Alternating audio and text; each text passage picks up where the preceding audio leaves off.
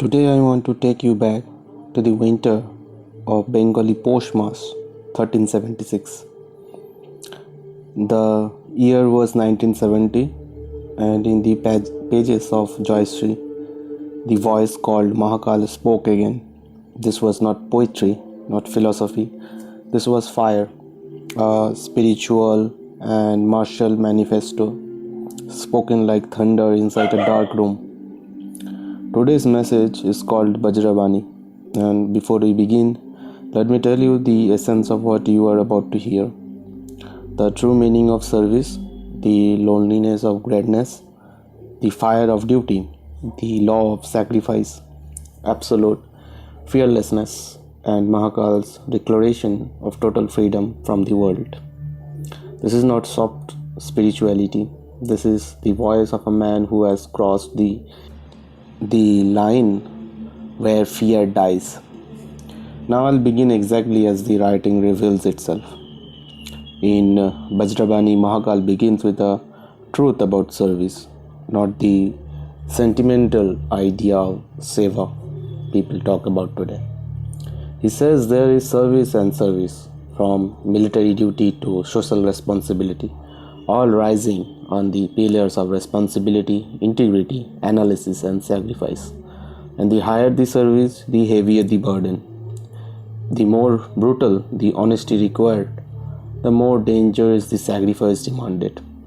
War, he says, and all work connected with war, is not a job for emotions. It is the highest laboratory of purity, integrity, and analysis. Because when a nation is at war, you are at war total final. Then he shifts into the most personal revelation. The higher you rise, the more solitary you become. He says this is a truth only those above the animal level can understand. Most people cannot. But one who has risen, one who has tasted that inner height, does not feel sorrow in solitude. There is bliss in that communion with the inner self.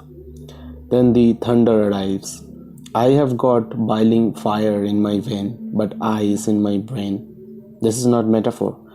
This is the condition of a man forged by discipline beyond human measure.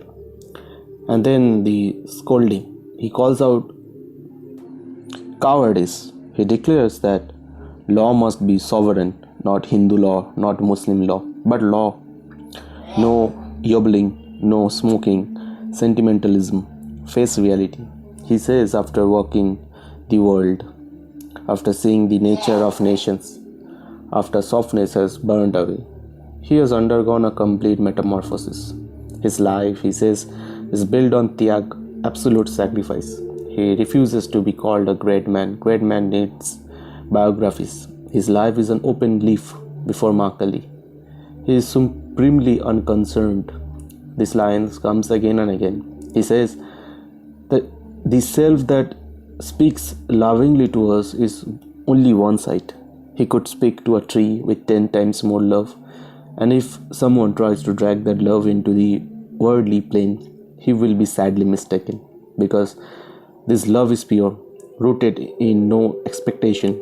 It has no parallel in the Jagat. Then he repeats, I am supremely unconcerned. I answer to no one except my mother. And even she sometimes becomes impatient with this stubbornness. This freedom, he says, is absolute.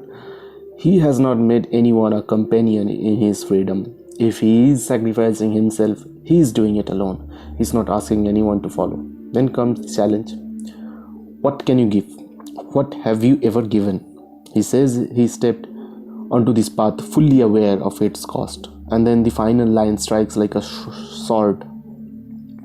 মারণ নিয়ে যে খেলা করে তার সঙ্গে কোনো যুক্তি চলবে? How will you argue with someone who plays with death?